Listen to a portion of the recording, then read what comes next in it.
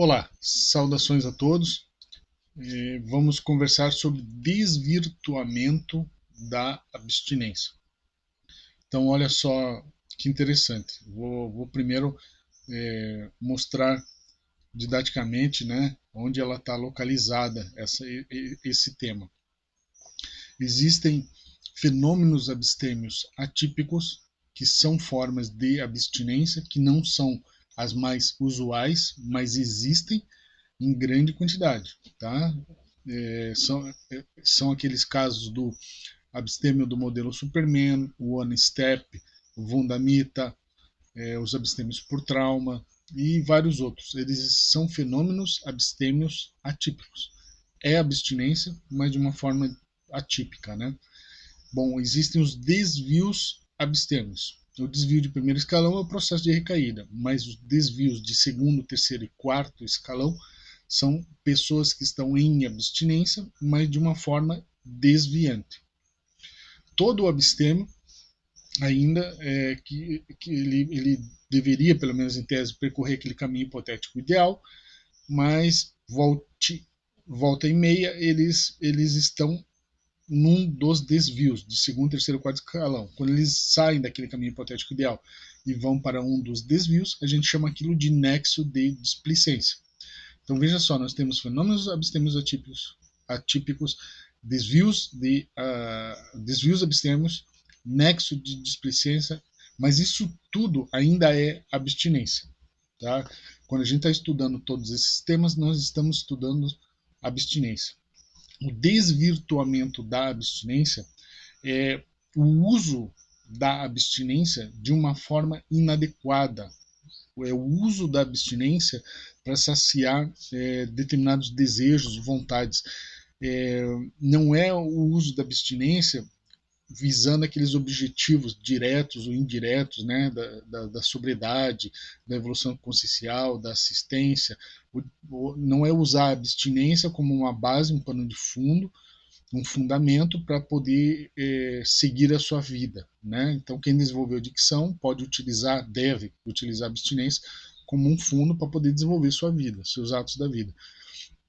Mas o desvirtuamento da abstinência ele nos indica que existem certas pessoas que usam a abstinência como uma moeda, como uma forma de manipular os outros, como uma forma de pressionar os outros ou de barganhar.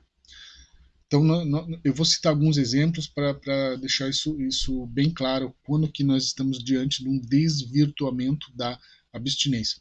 Eu entendo que o desvirtuamento da abstinência, né, fazendo parênteses aqui, mas eu entendo que esse desvirtuamento é sempre uma abstemiopatia. Tá? Existem várias formas de abstemiopatias e o desvirtuamento da abstinência, é uma dessas formas de abstemiopatias. Bom, eu vou citar os exemplos. Então, o desvirtuamento ocorre normalmente como forma de pressão, barganha ou manipulação para obtenção de favores ou certas vantagens. Tá? Vamos citar aqui. Imagina assim, o abstêmio, a gente sabe que ele precisa fazer certas separações diretas ou indiretas, a fim de minimizar aquele sentimento de culpa pelos atos que ele praticou durante sua drogadição. Então, fazendo as separações, você minimiza, né, uma técnica para minimizar aquela culpa, né, minimizar de uma forma saudável, salutar, aquela culpa por os atos que foram praticados durante a drogadição. Bom, agora imagina que nessas reparações existe uma reparação que pode ser feita de forma direta e esse abstêmio não faz porque essa pessoa ainda está na adicção. Então ele diz assim, eu estou em abstinência, eu preciso fazer essa reparação direta, mas não vou fazer essa reparação com determinada pessoa porque essa pessoa ainda está na adicção e eu preciso evitar pessoas hábitos e lugares. Então não vou me relacionar com ela, não vou atrás dela, não vou reparar nada. Então veja só, o abstêmio está procrastinando a sua reparação direta em relação a uma pessoa por uma condição que aquela pessoa tenha. Pode ser da adicção, pode ser qualquer outra. Tá? Então veja, ele está manipulando, ele está procrastinando, ele está desvirtuando a sua abstinência. Vou dar outro exemplo muito comum, tá?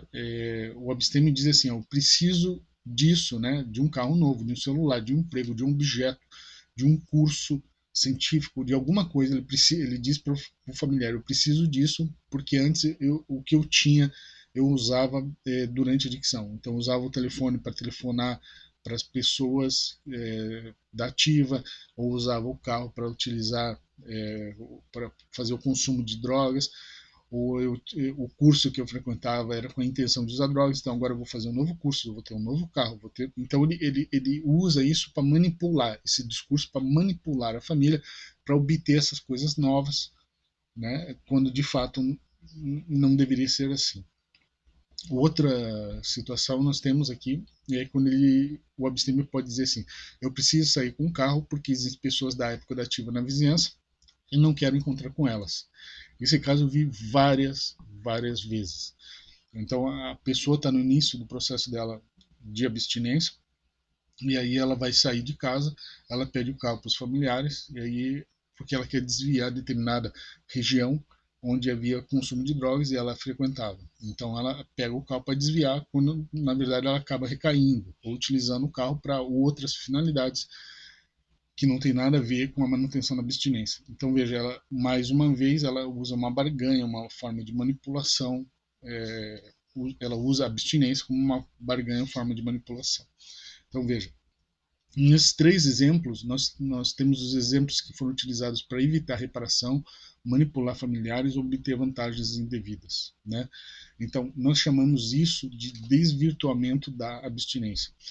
Veja que é uma abstemiopatia mesmo, né?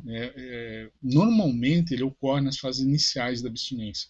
Então, no abstêmio mínimo, que é a pessoa que está desintoxicando, ou com muito maior frequência no abstêmio menor, aquela fase até 2 ou 3 anos de abstinência. Nesses dois períodos que nós vamos ter essa forma, né? Pelo menos é ali que ela se manifesta mais, esse desvirtuamento da abstinência, né? Bom, veja que ele não indica uma recaída por si só, tá? Ele indica um desvio muito grave, por isso que eu chamo de desvirtuamento. Ele não é um desvio que mantém a pessoa em abstinência por longos anos. Ele é o uso inadequado dessa abstinência para obter certas vantagens, tá? Então isso já é um desvirtuamento. Isso tem muito mais a ver com uma questão moral, às vezes, né? Um mau caráter ou coisa nesse sentido, tá? Então precisa tomar muita atenção quando a gente está diante desse desvirtuamento e para que isso não se torne a regra, né? Nem sempre os desvios, eu já ouvi dizerem que os desvios, por exemplo, se baseiam nesse desvirtuamento, o que não é verdade, tá? Porque o desvirtuamento é uma coisa mais grave.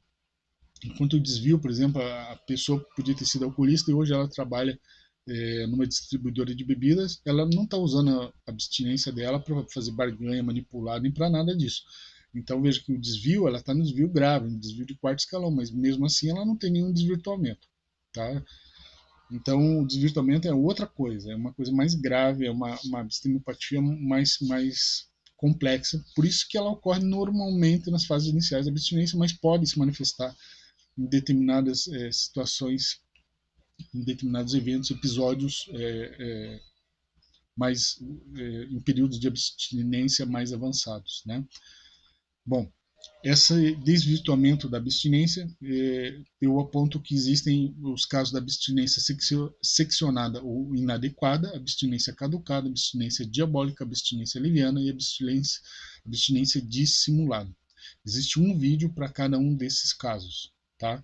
Então nós vamos tratar essas abstemiopatias com mais atenção, né? Que seria essas formas de desvios abstêmios, de desvirtuamentos abstêmios, né? Mais graves, e a gente separa eles e consegue estudar esses casos aqui para poder entender o que é essa abstinência dissimulada, leviana, diabólica, caducada e assim sucessivamente, tá? Bom, era isso que eu queria apresentar, essa ideia do desvirtuamento da abstinência, né? Separar ela do nexo de displicência, do desvio abstêmio e entender que isso é uma situação um pouco mais grave, tá? Bom, era isso que eu queria passar para vocês. Até o próximo vídeo.